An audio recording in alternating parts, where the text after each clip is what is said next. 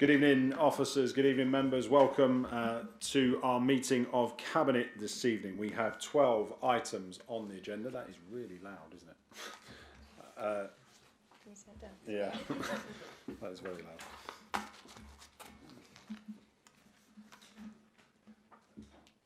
Okay, yeah, lovely. Thank you. Yes, we have 12 items on the agenda this evening. Agenda item number 1 is apologies for absence. We are a full house. There are no apologies of absence this evening, although I note we are another group leader down again this evening. Councillor Genet is absent this evening. In terms of declarations of interest, do we have any declarations of interest tonight? I'll take the county councillors on block. Are there any further declarations of interest? No, thank you. The minutes of the previous meetings of Cabinet that were held on the 8th and the 15th of January, they're on pages 7 to 22 of the agenda. Are there any matters arising from the minutes of the meetings? In which case, can we move to a vote? Are they a true record? All those in favour, please show. Thank you. That is unanimous. Agenda item number 4, Cabinet member updates. Does any member of the Cabinet wish to provide an update this evening? Councillor McGeorge. I wasn't on the right screen. On Monday the 26th of January, the council hosted a winter wellness day at the George Hurd Centre, which was a great success. 13 community partners joined us and more than 100 older residents came along to the George Hurd Centre for a warm, welcoming day full of support and practical winter advice. The event added even more value to the brilliant service the centre already provides. Residents picked up slippers, hats and scarves and had the chance to chat with partners about staying warm and well this winter. One particularly important outcome was a routine health check that identified a woman with dangerously high blood pressure, leading her to be admitted to hospital, something that may have not been spotted otherwise. This really highlighted the impact these community events can have for our residents. We have received excellent feedback from both those that attended and the stall holders, and we are already planning the next event, and I'll keep you informed once this has been confirmed. Lovely, thank you. Councillor Smith. Thank you, Mr. Chairman.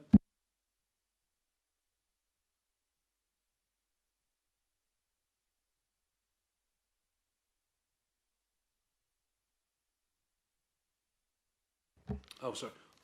Thank you, Mr. Chairman. So with my brief 2 weeks ago, meeting with the Borough Commander, he raised a situation which has been well publicised about free scooters, you know, them quad type things being causing problems around Wickford. And following that meeting, I'd like to put it on the record to thank that brave police officer who put the safety of the public first and jumped on that quad bike to grab that offender, causing absolute mayhem and mischief around Wickford. I'm sure Councillor Brockman, if she had the ability to speak on announcements, would add a lot more to it. And I'd personally like to wish that police officer very well on behalf of the council. It was a brave thing to do. I'm sure some people in the police force would be getting their health and safety and red tape manuals out, but that police officer went old school and done the right thing for residents, and we should thank and commend him for his efforts. The police are doing further activities that I will not disclose in the public domain, but they are a menace. In a briefing held Monday with myself and Councillor Adele Brown, there's been a situation now where yobs are attacking buses in Wickford, throwing stones at them. I had a meeting this afternoon with the leader and our officer Julie Long to see what we can do and other items, but if the Wickford Town Council wishes to speak to me about possibly funding extra wardens and things like that is always welcome. I know Councillor Brockman's pulling a face, but nothing tastes of nothing, and whatever we can do to get more on our streets, we will happily do so. And one positive feedback that's come back from the town centre wardens, shoplifting in Basildon Town Centre has dropped 13.5%. That is really, really good, and I know efforts of myself and the leader about getting the police on regular foot patrols, which we've all seen in the town centre of Basildon, is starting to pay off, because that shoplifting ends up with customers paying more for what they need or want in life. So it's very important we tackle shoplifters head on. It is a slight drop, I think, but we need to push harder and faster so traders want to come back to Basildon, and those that are there definitely want to stay, but we want our town centre business friendly. somewhere that creates jobs and attracts people to our town. So it's very, very important. And I shall leave it there, Mr. Chairman. Thank you. Councillor Callaghan. Thank you, Mr. Chairman. So I want to update on progress around the Pride in Place programmes in Leindon and Pitsea, following the amazing £40 million investment from this government. So this is money in the bank awarded to us by government because Basildon is back on the map. And I think what makes this fund different is how it will be spent. It will be spent by putting together local neighbourhood boards who decide and agree on how the money is spent and how it's invested. And so on the 16th of February, we're going to be opening up that recruitment process, and we're going to have anybody who wants to be involved in being on that board, especially people who have never had a leadership role in the borough before. You know, we don't want the same old voices. You know, we want people that are hidden leaders, community champions. So between 16th of February and 21st of March, anyone who wants to become a board member can apply via an email address, prideinplace@basildon.gov.uk. So for too long, parts of this borough have been overlooked. For too long, there's been very slow decay, underinvestment, and a sense that Basildon has slipped down the lists. And thanks to this funding, that changes now.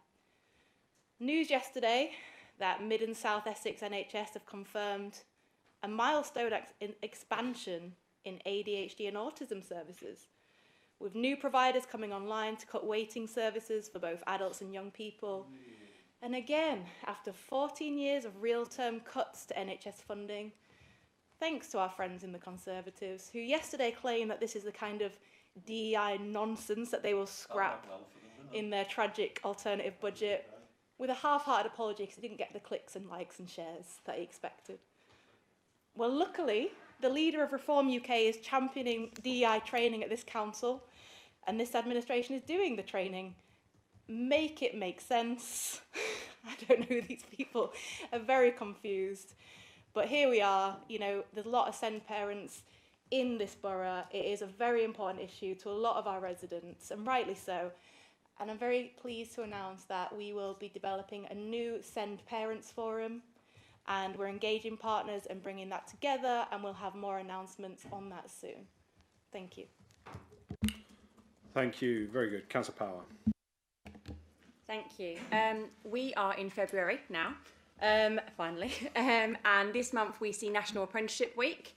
This year has the theme Skills for Life, and it all starts with skills.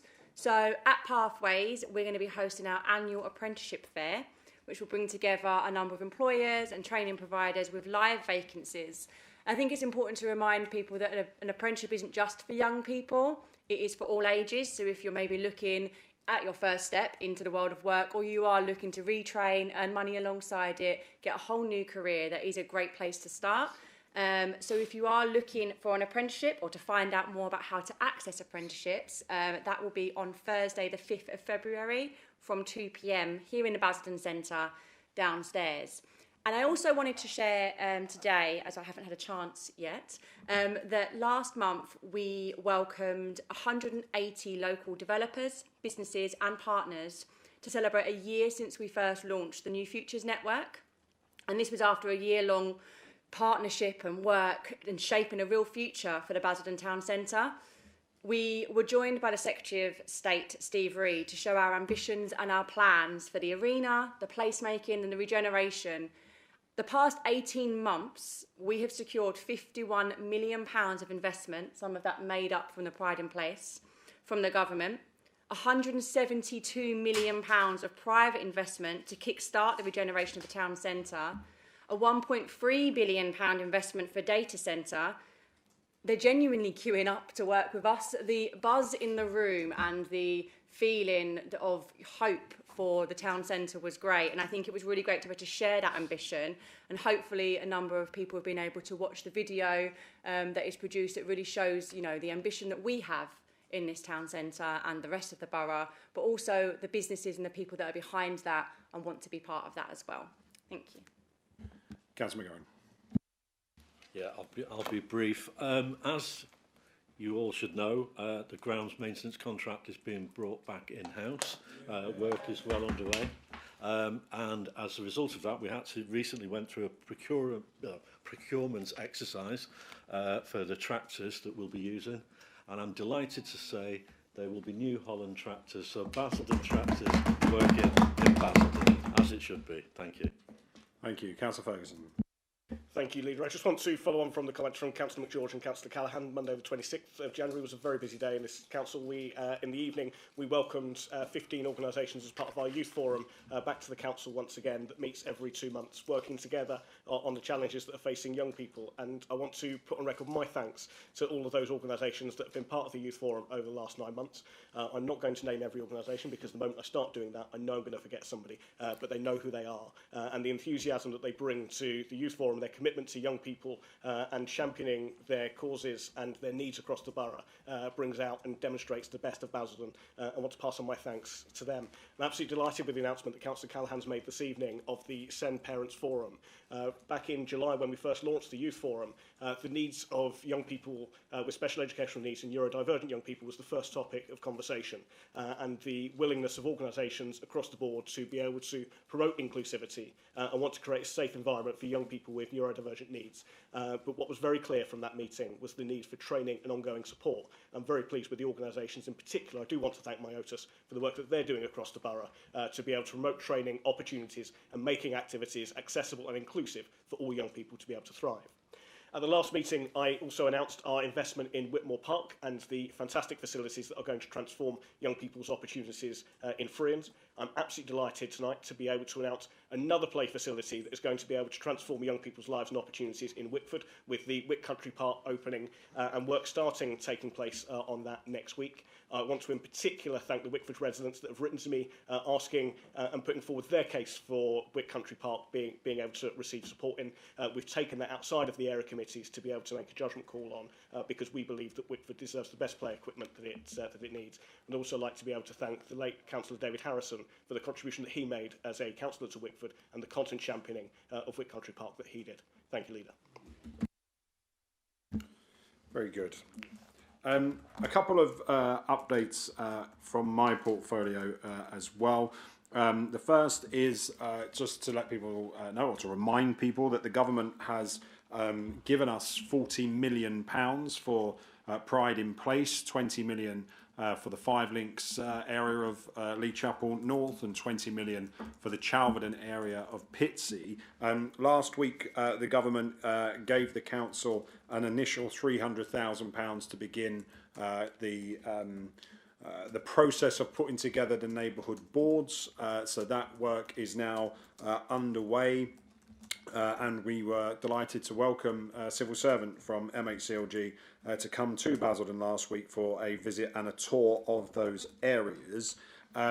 We are working with the members of Parliament who cover those two areas as well, and they will be part of the neighbourhood boards going forward. I have had correspondence from the Housing Minister regarding the Social Housing Fund. Cabinet has approved our plan for 4,200 new council homes over the next 10 years.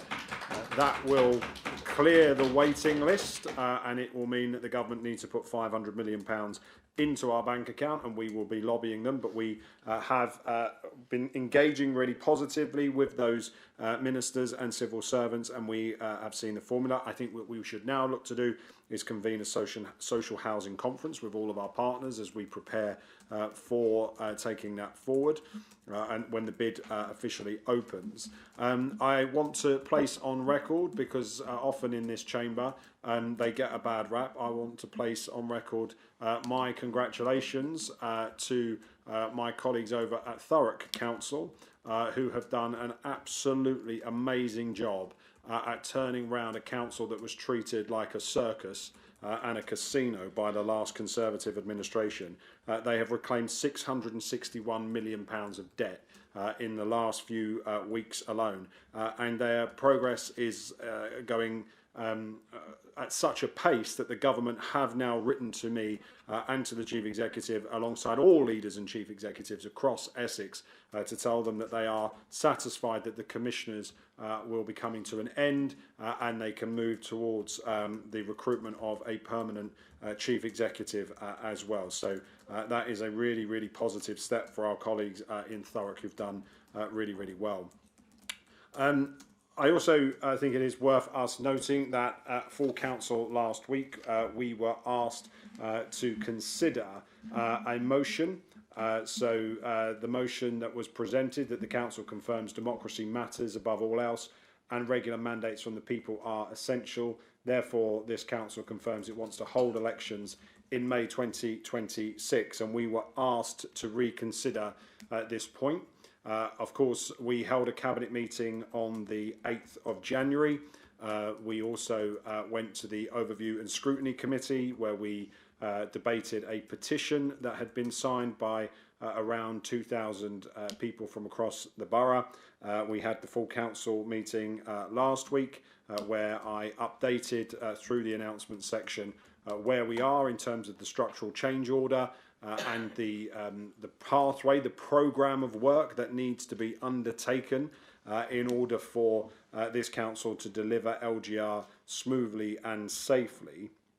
I committed in that briefing that we will bring to every single full council, beginning in March after the budget full council, but in every single full council between now and the abolition of Basildon Borough Council, we will bring a report to full council on local government reorganisation. Mr Ellaby has joined the council now as our executive director, who is taking LGR through, and we have already got to work on an enormous amount of projects and programmes that we will be bringing to council's attention, and we will bring to full council in March of this year. I also committed to arranging an all-member briefing on local government reorganisation, and Democratic Services will be emailing out this week to let people know when the briefing is scheduled. I think when you consider the sheer weight of work that needs to be done and the very, very ambitious timeline that the government and MHCLG have set through the structural change order, the laying of that order in Parliament alongside the work that we need to do to draw boundaries and get ourselves ready for the largest set of elections in 51 years in the county of Essex, taking place in May 2027. I do not believe that this cabinet should reconsider our position, and we should not change our position. Of course, it is the case that we believe that democracy matters and that mandates are essential. Every single councillor in this place was elected at the same time on the same day in May 2024. There is not any councillor that will serve in this council longer than a 4-year period. And of course, it is perfectly lawful and perfectly legitimate for the Secretary of State, as part of his powers enshrined in the Local Government Act 2000, to extend the mandate of any councillor if they postpone elections. So for those councillors who are due to be up for election, the 14 councillors due to be up for election this year, they will have their mandates extended into a 3rd year. Which I don't believe is an unreasonable prospect, given that when you get beyond the all-out cycle in Basildon, everybody who is elected for a 4-year term anyway. So from that point of view, I am not minded to change the decision that we took as a cabinet on the 8th of January. Does any other cabinet member have any other points they wish to raise? No, very good. In which case, agenda item number 5 is the Cabinet Work Programme. I think Councillor Brown wants to add an item to the Cabinet Work Programme. Yeah, as you're aware, the next steps for once the Morgan Sindall contract has not been renewed, come in the summer, and next steps as to how that repairs programme looks moving forward. we made the decision to remove that report because it was not giving us all the information and all the financial information that we needed at the previous cabinet meeting. I therefore want to put that on for March. Therefore, we will have the 28 days between now and then. So, Emma, if you could please add that to the work programme for March, that report should be ready to come forward. Thank you. Thank you. Does any other cabinet member have anything to add to the work programme? No, very good. Thank you. Agenda item number 6 is the Local Government Reorganisation Update and Joint Committee Report. So, members. Eunice, Councillor Brockman, did you wish to come in on the work programme? Oh, I love it when you call me by my first name. I'm all about the formalities. Oh, bless you. Is there any way we can respond to the council members, like the members' announcements, please? No. Thank you. You can send an email after the meeting. Lovely. The next item that we are on is the Local Government Reorganisation Update Joint Committee. So members will be aware of the strategic context that we are operating in here. The County of Essex is on the Devolution Priority Programme. The government intends for us to have all-out elections for the new shadow authorities in May 2027 on a 1+4 basis. So you will be elected to a shadow council for 1 year. They will formally take over on the 1st of April 2028 and they will then serve until 2032. Good luck to that council when it comes to around 2030 when you've got to go for another 2 years without any elections. But there you go. The elections here will be in 2027 and you will essentially serve a 5-year term if you are elected onto them. Again, I can't wait for those arguments and debates when they come around. Basildon is part of that, obviously. Our council will be abolished on the 1st of April 2028 and the new authorities will officially take over. There are 3 competing bids that we will know about, or 4 really. There is the 3 UA model, which was submitted by Essex County Council, supported by PwC. There is the 4 model supported by Thurrock.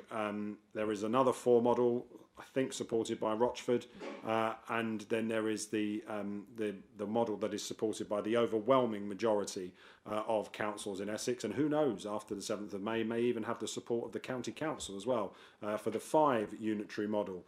So we shall see.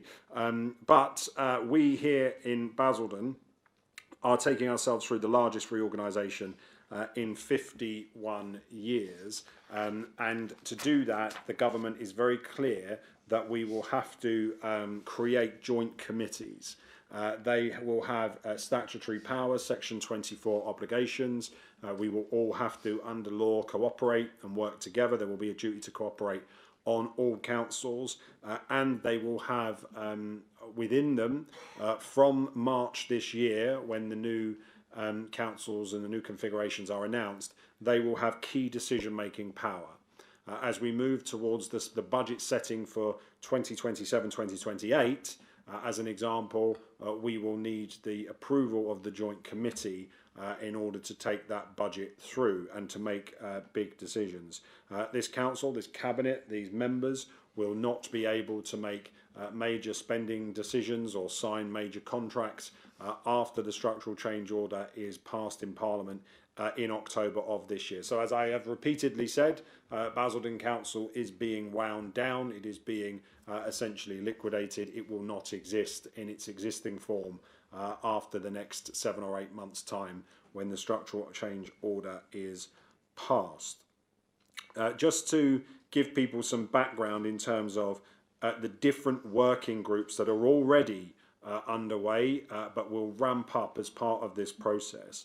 Across all 15 councils in Essex, we are currently working on communications and engagement, looking at property and assets, procurement and contracts, workforce. There are over 10,000 officers in local government in Essex.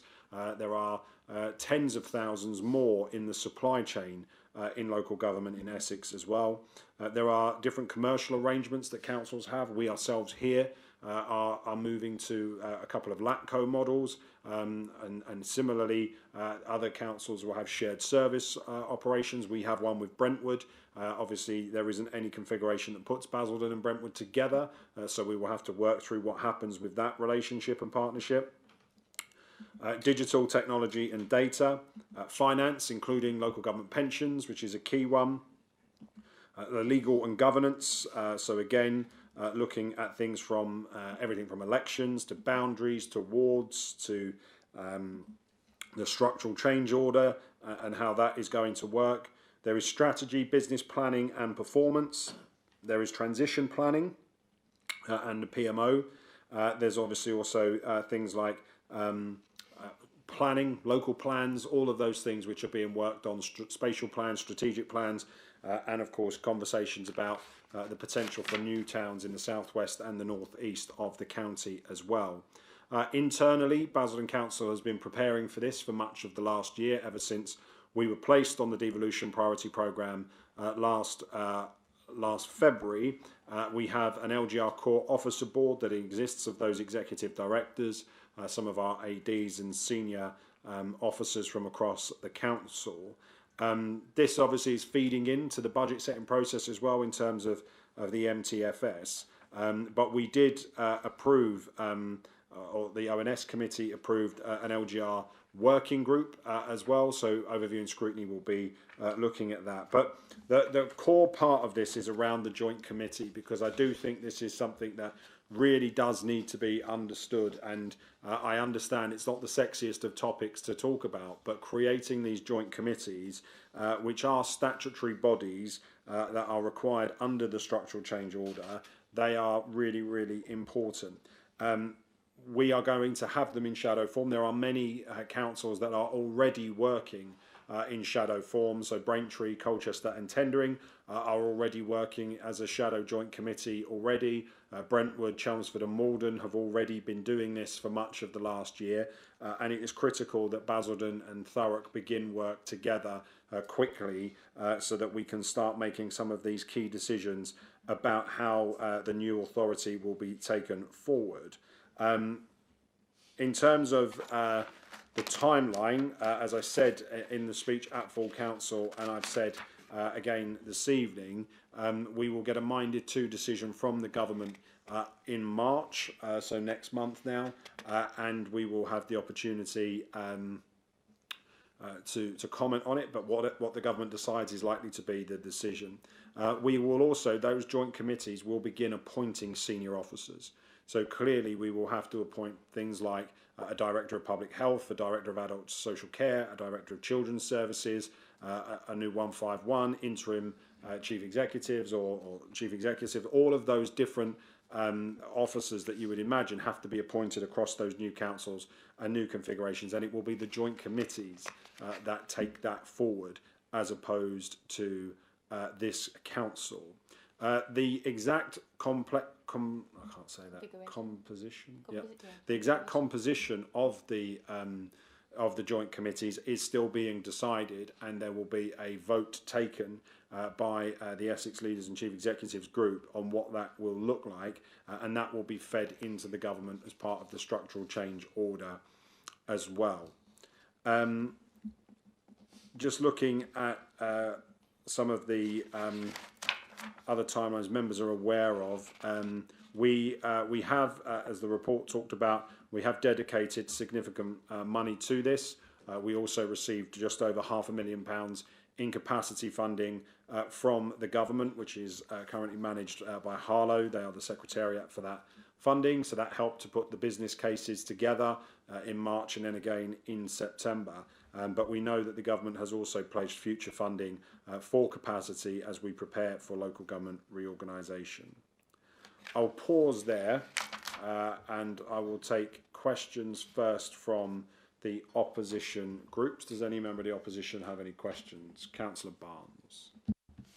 Thank you, Chairman. I suppose the first thing that struck me is just around member oversight. Is there any, I appreciate you mentioned overview and scrutiny, but what is the process whereby we ensure that members have some sort of oversight on this process? Because this committee obviously does seem to be likely to have an extraordinary amount of control over in a relatively short period of time over what these new authorities will look like. And I don't know if we know yet, but who is going to appoint that committee, and will it be representative of officers across the area of the new unitary authorities, or is it, for example, likely to be made up of, if we were joined with a unitary, could it end up being made up of officers almost entirely from the unitary authority and Basildon be unrepresented? And that sort of leads me to my final question, which, given this may not involve Basildon officers, or not involve that many of them by the looks of it, why is it that we don't have the capacity to hold elections in 2026? Okay. I think irony is alive and well there, because you've literally made an entire argument about the capacity of the organisation to get themselves ready for what is to come, and then said, oh, let's forget about capacity and have elections. So, yeah, comedy. Listen, in terms of the composition, I said it already, that is being worked through at this moment in time. There is a standard process for upper tiers versus districts, similar to the devolution question, but it is open to the individual areas. So for us, that would be the County of Essex, to determine what it is satisfied with in terms of the number of councillors that will sit on those joint committees. I think, to be completely honest with you, there is and I don't mean this patronisingly or disrespectfully, there is a complete naivety about what you're saying, that we are somehow going to have X number of our officers on it, X number of their officers. We are going to need a completely new team. So that's when we talk about capacity, the sheer scale of what is coming, we are going to need a completely new team. Now, the good news is that we budgeted for that last year, and we've budgeted for that again this year. So that is sat in the council's budget, which I'm sure you've read cover to cover ahead of this evening. So you will know that the council has a significant amount of money that is set aside in order to manage that process.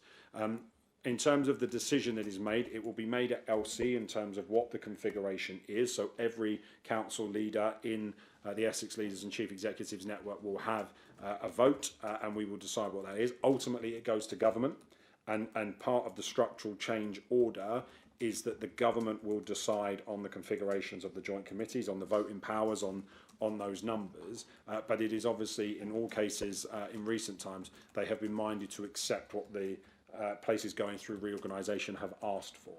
So I am confident that we will be in a position of parity. That's certainly my position, that we should have a position of parity with Thurrock Council. It is a statement of fact that Thurrock Council is a unitary and we are a district, and therefore they have got a larger officer base than we have got. That is clear and obvious because they run more services than we do. However, one of the other conversations that is beginning to happen at this moment in time is that there are clearly officers that are sat at Essex County Council who are not going to be sat at Essex County Council for much longer, and it's a question of where do they go within the system, and where do they go to start supporting some of this, whether that be on secondments or whether that be on permanent positions into those new joint committees. I have brought this, I know I don't get much credit from the opposition, but I have tried ever since October 2024 to be as open and transparent about all of these processes as possible. Hence why I come to Cabinet, I come to full council, I invite every member of the public. It's good to see 2 members of the public here this evening. I was expecting 60, but there we go. We try and be open, we try and answer the questions that people have. And we've brought this to you ahead of schedule, if you like, because the decision on these joint committees and the exact makeup of them will be happening in March when the Minded To decision is published. But I would just point out, I have taken a view, and it is perfectly legitimate to disagree with the view. I have taken a decision that I do not want Basildon to be at a disadvantage when we are talking about coming together to create a new council, whether that be with Thurrock or, God forbid, we end up in that monster South Essex Council where we're in with Rochford, Castle Point and Southend as well. I think it is critically important, given the scale of what is to come over the next 14 months, I think it is critically important that our officers and the team that Mr. Ellaby is building around LGR spends every waking minute of every day that they come to work working on local government reorganisation. It is that big of a beast to try and get over the line in the time frame that we have. If other councils have made a decision that they think that they can do all of that work and run elections and take 27% of the decision-making time out of the agenda, I think that that is an incredible position, and I also think it's complete folly that places their councils at a severe risk when it comes to being able to get ready for local government reorganisation. You are often on social media, Councillor Barnes, slagging Thurrock Council off. It was your own party that crashed the finances over at Thurrock, but you are on there slagging them off. You are raising the alarm, and yet your political party, in whatever configuration you like, has chosen to partner Basildon and Thurrock together. They submitted the 3 model. You are on record saying that you favour the 3 model over the 4 and over the 5 model. So if that is your position, and if that is the case, you know that we will end up in a council with Thurrock. So if on the one hand you tell us that they are a basket case of a council, that you know we've got to really guard against it and the risk and all the rest of it, then surely if you wanted to do right by your residents and our businesses and all of our stakeholders, you would concede that the right thing to do to get under the bonnet of that council is to spend every minute of every working day that we have as a council and with our officers dedicated to ensuring that those risks are mitigated and minimised wherever possible. That's the decision that I have taken. If people don't like it, I accept that, and they will get the opportunity in the biggest set of elections since 1974 here in Basildon to vote next May on whether they like that decision or they don't like it. But I hope that people understand at least why I have taken the view that I have taken on capacity. Does any member of the Cabinet have any questions? Councillor Smith. Thank you, Mr. Chairman. I might be barking up the wrong tree, but any good guard dog will take any opportunity to bark.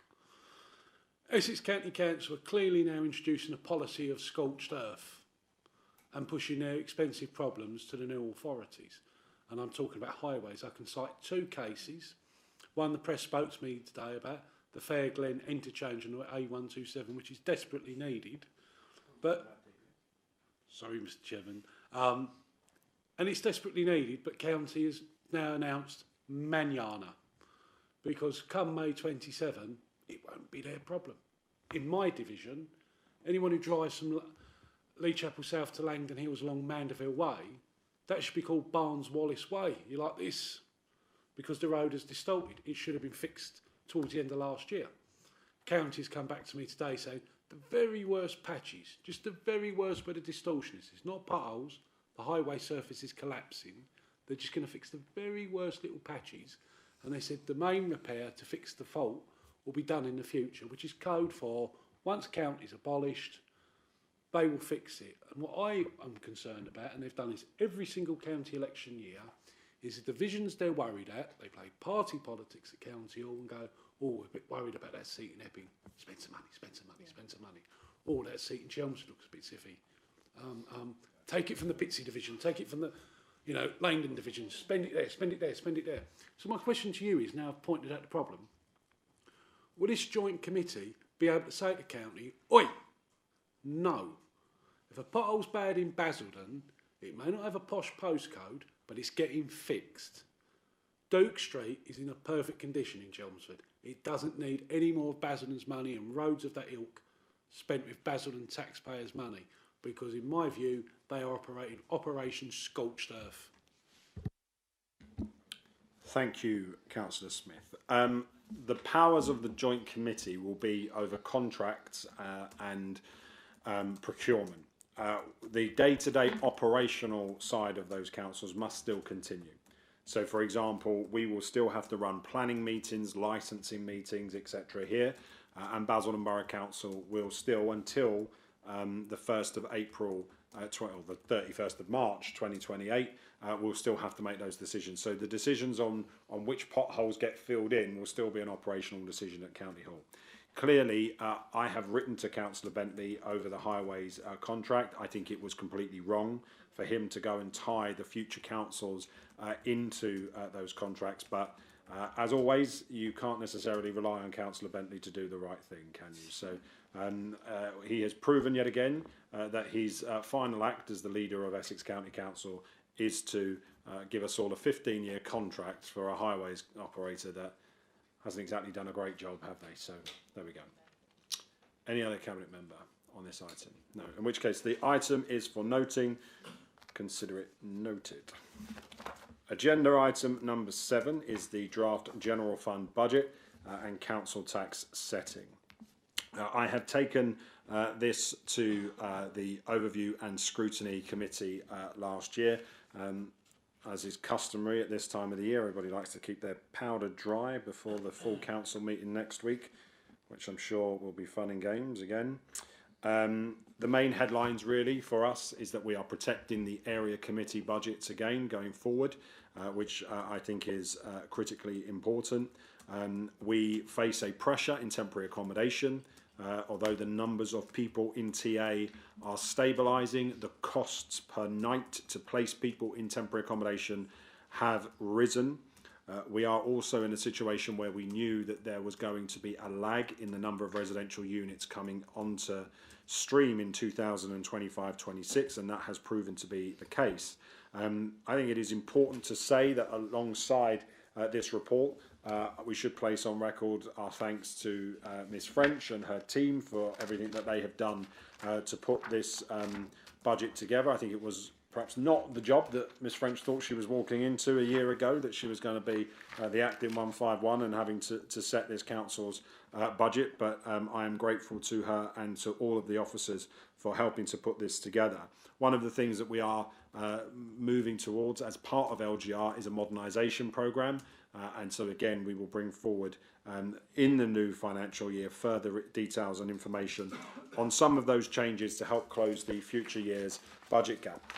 Again, it's slightly technical, but I think it's worth pointing out that as we move towards year 3 of the MTFS, clearly we will be operating or going from operating a general fund budget of around 42 million to a general fund budget of around 400 million as part of the LGR process.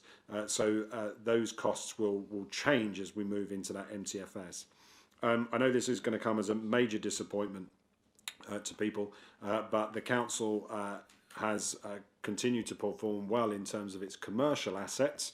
So the debt profile that the council has is yielding a very, very good return, a higher than forecast return on our commercial assets, which is a positive. We continue to run a HRA, which in itself comes with a significant debt profile, and we know that we have a clear investment programme and investment plan for the HRA that we will talk more about as well. But the headline, the big headline that I'm sure everybody will be welcoming, is that whilst our colleagues at Essex County Council have chosen to raise the council tax here in Basildon, we will be freezing the council tax for the next financial year as well.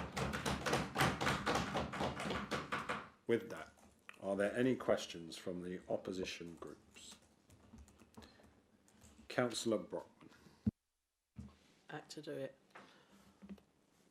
I welcome the idea of freezing the council tax, don't get me wrong. But what worries me is we would be raising it by, what is it, 2.99 would be the maximum it can be done. So think about the 2.99.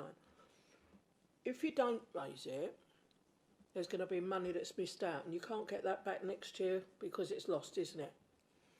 So where are you going to find the money to do this? And do it in English, please, and don't say read the accounts, because I can't do that. I want you to say it, please.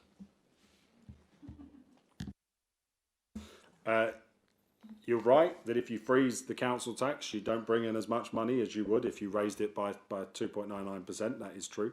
The cost of a council tax freeze in Basildon is around £600,000. So we have banked £250,000 of savings through the postponement of the elections this year. That the Secretary of State has confirmed. And then I am sure you have read the budget cover to cover, so you know exactly where each of the savings have been made. We have got an efficiency programme, we have a modernisation programme, we are carrying vacancies in our services where we are making decisions now because, again, we have to be blunt about this. The council's not going to exist in 2 years' time, but it will start to be wound down within the next 6 months.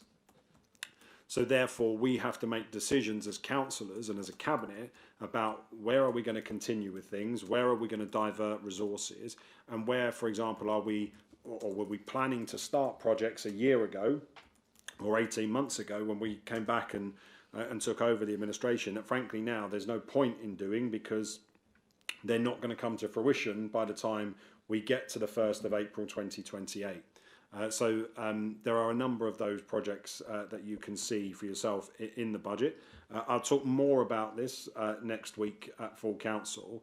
But for now, I think you can see from the budget position that we have saved around about £900,000 this year through those changes to or the deletion, I should say, of vacancies, the changes that we've made in some of those service areas. And the biggest pressure is in temporary accommodation where we have used reserves in order to smooth the position. I'm quite clear, and I have been with the finance team, that one of our key things that we have to do once the new residential units come on stream and we have more and hopefully we see a reduction in our nightly outlays on temporary accommodation, we need to start replenishing the reserves and bringing them back up to the standards that we're in. There are also a number of the reserves, for example, that we now no longer need because we've been building them up, but government policy has changed around pensions and other things where we've been able to repurpose them. Similarly, we've received capacity funding from government for things like local government reorganisation. We had a really, really positive local government finance settlement. It makes a huge change to have a government that actually backs Basildon and believes in Basildon and has put their hand in their pocket and given this borough significant amounts of money, which we otherwise would not have had. An uplift to the tune of about £11 million over the life of the MTFS, which is, I think most shire districts were getting a 0.2% increase and we got a 6.2% increase from the government. Now, I don't want to claim all the credit for that, but obviously talking to the government as often as I do, lobbying them about why Basildon matters and why we should be getting more out of the government appears to be paying dividends. I look forward to seeing that on Facebook and Twitter later on. Praise for the administration for the work we're doing. But look, there are changes. There's always difficult decisions, fees and charges, those sorts of things, where the council is having to put those increases in. But we're in a solid financial position. Our commercial assets are performing, as I say, above the projected yield. We've got first class assets, around 2 billion in the commercial profile, something that exceeds 2 billion in the HRA profile in terms of our asset base as well. So we're in a strong position there. We have a very healthy reserve account, almost a full 100% of our council budget in reserve, which is a positive as well. And obviously, as I say, we want to replenish whatever we use this year as part of that. So I'm sure you'll be moving an alternative budget as a Wickford Independent next week. So we will scrutinise that alternative budget fully and we will see where you come up with the money for your council tax freeze, although it did sound a little bit like you were in favour of the raise in the council tax there, but I'm sure that won't find its way onto anyone's leaflets anytime soon. You can't, unfortunately. Councillor Smith. Thank you, Mr Chairman. I better start with a declaration I forgot. I'm Chairman of Great Miss Leal, and it looks on here that we'll be paying a bit more money to you, which we have money in the bank, because, like yourself, we all run a good tight ship. I want to just comment on the comments raised by Councillor Brockman. She was seeking an answer to the question that if we didn't follow what was perceived advice going for that maximum increase because of the referendum cap each year and going up with a staircase. Because some of the councils that have got themselves in bother played clever, didn't get you when Pickles was about in the early 2010s and kept their council tax frozen and then panicked when they needed to increase, but they had the council tax cap of the 3% or 5% with the counties. We won't be here the spring of 28. Gone. Right? And then when you look, I'm not trying to defend Essex County Council. I'd really be in a bad place if I did, because I don't like that place.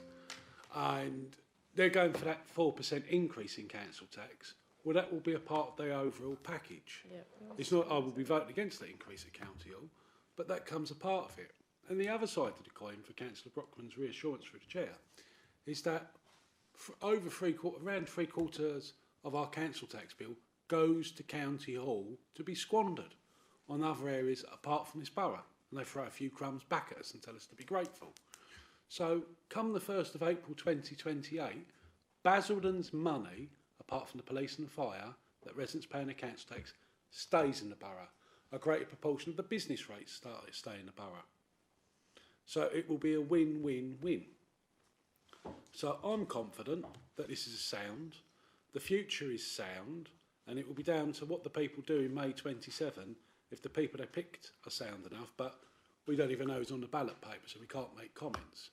But this is all good. I think it's fair to taxpayers. We're hopefully coming out of the cost of living crisis.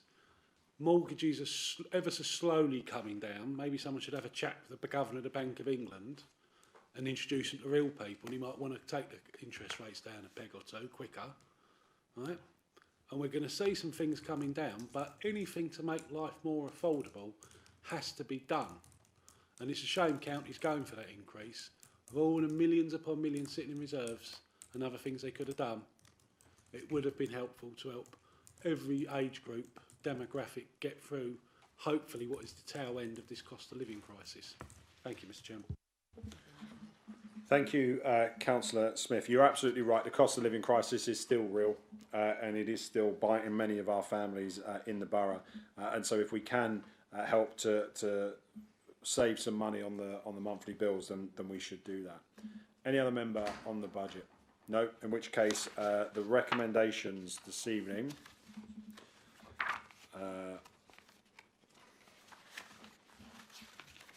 are on page 37. All those in favour, please show. Thank you. That is unanimous. Agenda item number 8 is the period 8 budget monitoring. Again, this has been at the overview and scrutiny committee, much of which is captured in the main budget report. Talks about the issues that we are experiencing with temporary accommodation. I think it is important, especially for those people that may or may not read the Daily Telegraph, to understand that our waste services are performing completely on budget, which is good. So that's welcome. The housing revenue account is experiencing pressures.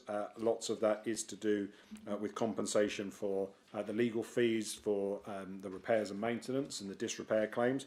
For our point of view, that's why we are taking the difficult decisions that we are around Morgan Sindall, not short term, but big structural changes that we are bringing in to support our tenants and our residents as well. I don't plan to go into too much detail on this because we've done that already in the budget. Does any member of the opposition have any questions on this? No. Any member of the Cabinet have any questions? No. Okay, I think this report again is for noting. I could be wrong. Am I wrong? That's noted. Yep, it's noted. Consider it noted. Okay, agenda item number 9 is the ageing population strategy. Councillor McGeorge. Thank you very much. The ageing population strategy before you has been developed in response to the significant demographic changes we're seeing here in Basildon and the long-term implications that these will have on our services, communities and partners. I'd like to thank Stacey and Grant for all the work that they've put into this over the last few months. Basildon's population is steadily ageing and projections show that over the coming years a growing proportion of our residents will be aged 65 and over. This strategy recognises that shift and sets out a proactive, preventative approach to supporting older residents to live healthier, independent and connected lives. The strategy is intended to be a strategic framework rather than a prescriptive delivery plan. It brings together existing council priorities, evidence of local need, national guidance and partnership working across housing, health, community services and the voluntary sector. It also recognises the diversity of older people's experiences and the importance of dignity, independence and inclusion. The item was taken to scrutiny on the 13th of January and with only one small addition, the committee had no concerns, so I'd like to seek Cabinet's approval. Thank you. Does any member of the opposition have any questions on this? No? It's not conspiracy, it's just a question. Okay. Any member of the Cabinet? Councillor Smith.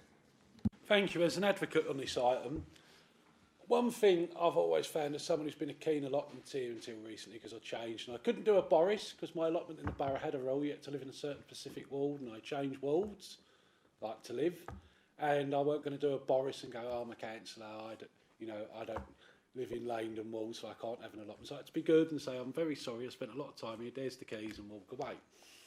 But one thing you find with allotments, it's very good for keeping elderly people or people in their 50s plus active. There was a gentleman there at the site in Victoria Road who had an heart attack. He was saying it was quite bad. But he goes over there, does little bits and recovery strengths. Now, I know in the Vange area there's an incredible waiting list, but there is not the land. And I think somehow with this, where you can speak to ministers, we need to shake some sort of ministerial tree or find some money somewhere, because your cabinet brief, Mr. Chairman, does have money. We need some more allotments south of the 127, because we don't have town or parish councils which can step in and bear the cost, and area committees would struggle to finance a new allotment. So I think south of the 127, we do need more allotments, and not just an open piece of ground and some old scaffold poles and some shed that came for building set aside and dropped off there on George's lorry. But I'm talking about sort of bigger size raised beds for people who are getting on, but they're not frail, they're not Google or whatever you might call, and I don't say it to be derogatory, but I'm talking about people, mobility is not their best friend, but they can still get around. So we could put some raised beds, we can ask the area committees to help support that, but I do think that will help to keep the aged population more mobile, because if you keep the aged population more mobile, that keeps them out of hospital, because they can they start to lose muscle strength. So if they come over in the spring, do a little bit of digging with their trowel, put their carrots in and come round and weed and carry the cans of water, that's got to be good for their physical health. So as someone who's a keen allotmenteer, I will always advocate that for helping aged people keep mobile, keep healthy, and most importantly, keep out of hospital as long as humanly possible. Thank you, Mr. Chairman. Thank you, Councillor Smith. I like how it's like 10 days before the budget gets set, and then I'm getting requests for money. Does any other member wish to? Councillor Ferguson. Thank you, Leader. I just want to follow on from Councillor Smith and thank Councillor McGeorge for bringing this forward this evening. I think this touches on one of the most crucial things that we should be able to do and should show leadership as a local authority, is to be able to treat our older residents in the community, giving them the dignity that they deserve, focusing on prevention and being able to engage with our voluntary and community sector that is thriving across the borough. There is no shortage of organisations that are wanting and able to support our older residents within the borough, and particularly our activity centres that Councillor Smith will know well, and now Councillor McGeorge in her portfolio has the responsibility of. And I think we've got a real opportunity to ensure those can continue to thrive and really embed that as part of the council at a time when other local authorities have cut back on their older persons activity centres. We've continued to invest in them, and particularly as we face the future with local government reorganisation, making that an entrenched part of the work that we do going forward. So I think this is a really positive piece of work. I think we're also able to, as Councillor Smith just said there, utilise the area committees to be able to support our older persons activities. While there's many organisations and many funding streams that are out there that will fund core staffing costs or infrastructure costs, having the area committees there that are able to fund specific activities, specific events. Last year, the Basildon Area Committee, with yourself, Leader, and Councillor Brown and I, supported 100 tickets for the Panto in Basildon Towngate Theatre. We're able to run projects like that that really lean quite well into the strategy that we're putting forward here today. So I think this is a really positive piece of work, and look forward to seeing it come to fruition. Thank you. I agree with everything. The only thing I would say, as somebody who's made a career out of writing speeches and papers, the hyphens is such a giveaway that this ChatGPT. So we really have got to make sure that we're checking all of these reports that come forward, and that it's not just ChatGPT writing this stuff. Any other comments from anybody else? No, thank you. Okay, the recommendation is on page 298. All those in favour, please show. Thank you, that is unanimous. Agenda item number 10 is the South Essex Parking Partnership. Councillor McGowan. Yeah, I can be relatively brief on this, hopefully. The recommendation in front of you is to extend the agreement with South Essex Parking Partnership for 1 year. I know that there will be some councillors who will not be thrilled by that, and I know there's some cabinet members who may not be thrilled by that. The simple truth, Kerry, is we don't actually have an alternative, or certainly not a viable alternative.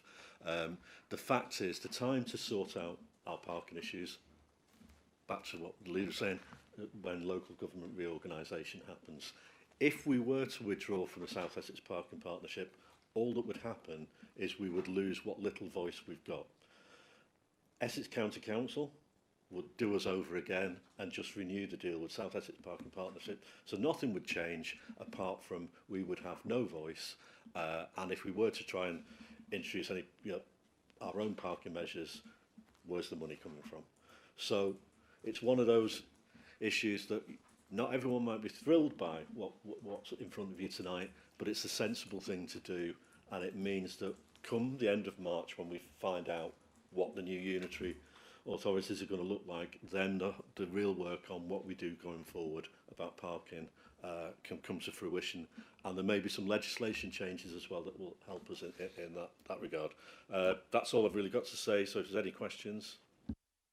Thank you, Councillor McGowan. Before asking, well, actually, do any of the, just before I bring you guys in, I think it is just worth making the point as well that if Mr. Ellaby can add into the work programme for LGR, that we want to begin immediately on looking at the alternative for the SEP partnership, so that can be one of the first things that the joint committee can start to take forward as well. Which one of you guys? Councillor Brockman. Thank you, Aidan, for your lovely update. It's all right having a voice. What we need are people on the ground, boots on the ground. People going around nicking people that are parking in the wrong places, blocking up the high streets. If any of you, well, some of you don't even know where Wickford is, but the rest of you can come down and visit, you'll notice that Wickford High Street is an absolute ache, and I'm not putting the word before it, but it is a pain in the backside. And since a certain burger place has got there, it's got even worse. So, yeah, we might have a voice, but we want bodies on the ground making. I agree with you, Eunice. Yeah, I mean, one of the problems with the way that SEP's set up is it's insufficiently funded. So there aren't enough boots on the ground. So going forward, that's one of the first questions we have to look at. But we also have to be realistic about what we can afford as well. But yeah, I have some sympathy with SEP because they do get a lot of criticism. But you're right. If there aren't the people out there enforcing making enforcement possible, this is what happens. And it's not just Wickford. And I am familiar with Wickford as well. Thank you. Thank you, Councillor Power. I just want to say as well, I think we're making the sensible decision. We can't go and do what Essex County have done and sign ourselves into a deal when we're not going to exist in a couple of years' time, and we're keeping our voice at the table. But yes, we need boots on the ground, and there are issues around parking in various areas across our borough. What I have found quite effective recently in trying to help support SEP and obviously point them in the directions of where we have issues is working with our public, taking those complaints, getting the signatures, raising awareness of this, and working with our officers to help support raising awareness of this. And it has made some changes in areas across my ward in Langdon, and working on it now with some residents who, are, kind of working together to better their own streets and areas and making the case, and we're there to support them. So I would sort of say that for areas we can make all the complaints we want on social media about parking on high streets and outside schools, but that's not going to get to the people that need to hear it.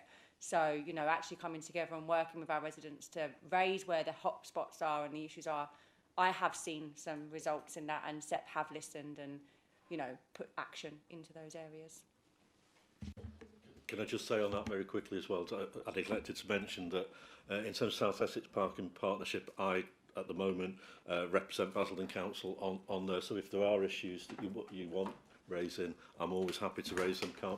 Can't promise results, but can only raise the issues that come to me. Councillor Callaghan. Thank you, and I do understand, the need for this 1 year contract extension, but there's so many problem areas across the borough around parking, you know, in our older estates as well. And every time I'm asked by a resident to ask SEP if they'll do, you know, a targeted survey of a parking area, you know, engage residents and figure out how we improve it, they say I've missed the window to ask. So I think, you know, we've got a year extension. Can we lock in as many kind of resident surveys of problem parking areas as possible? Because we're really not even listening to people under the current arrangement, and you know, that's a lot of our casework. So I'd just like to say, is the time still now? Yeah, agreed.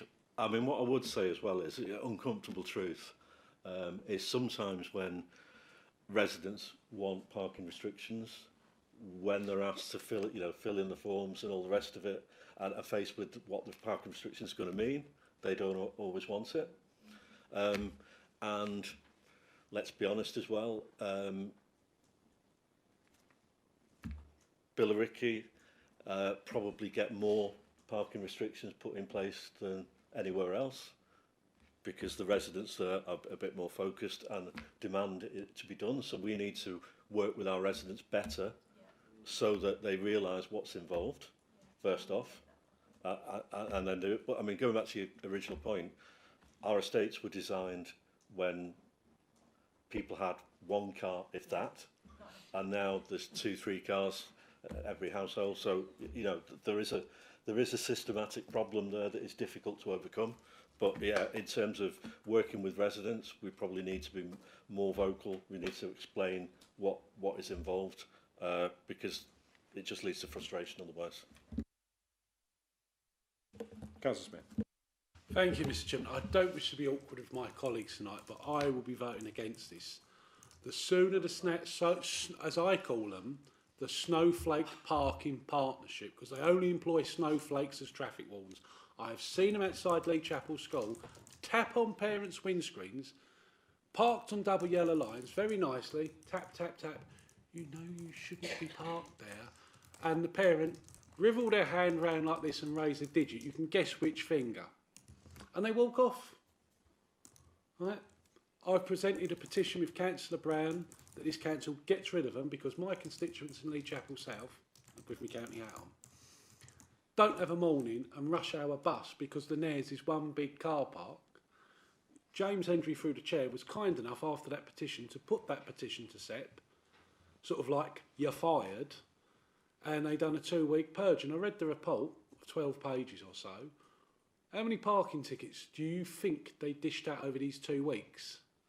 It's that bad, buses can't run down.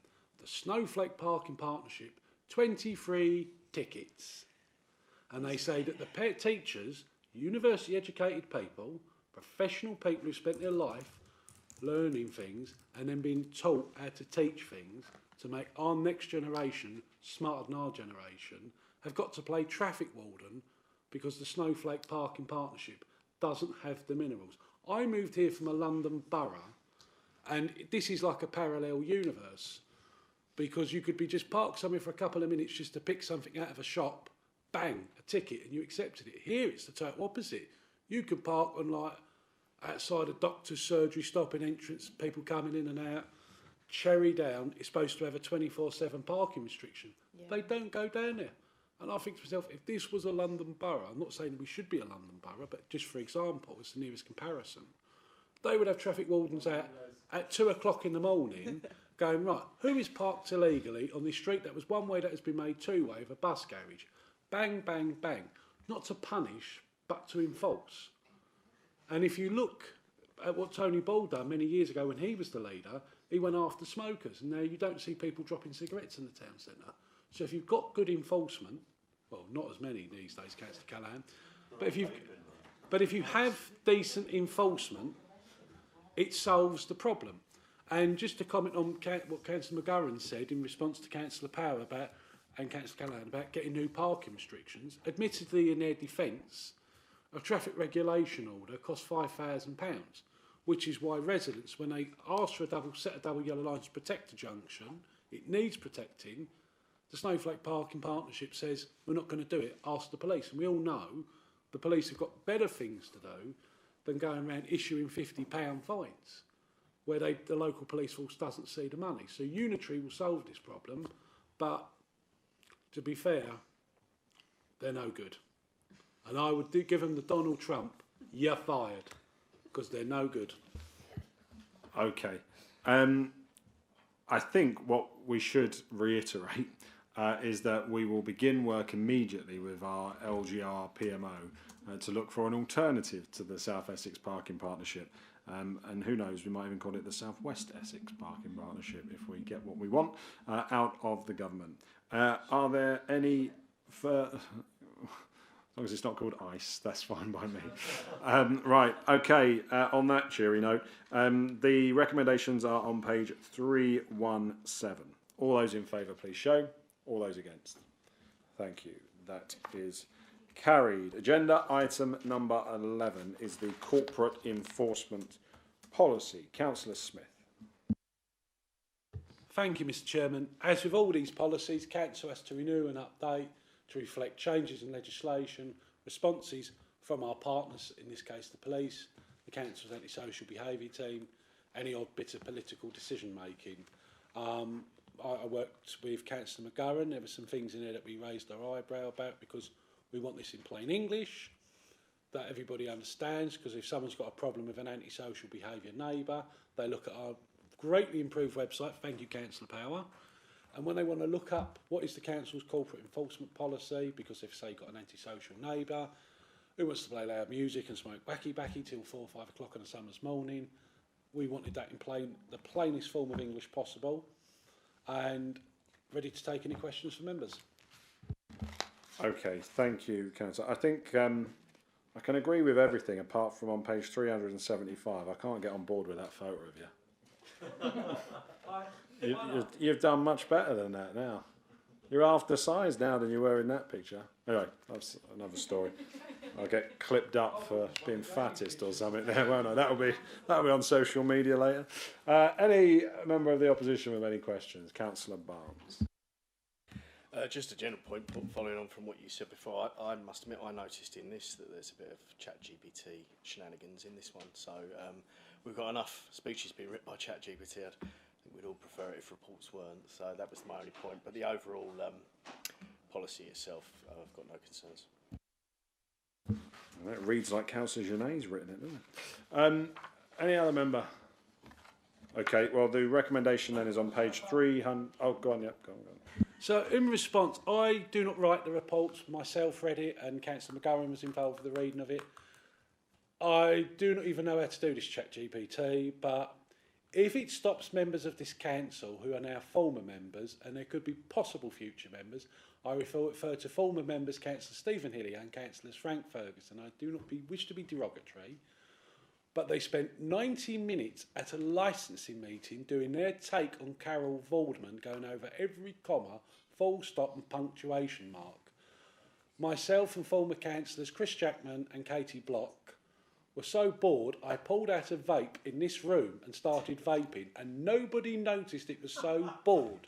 So if officers are using ChatGPT to stop members going, oh, on page 52, second paragraph, should that be a semicolon or a hyphen? That is a good thing. And seriously, it was very embarrassing for the clerk of the meeting, who was a professional and was ribbed and embarrassed. But fortunately, the subsequent licensing committee meeting, my late mother, God rest her soul, took over as chairman, and she said to the pair of them, if you start, I will cut your ponytail off.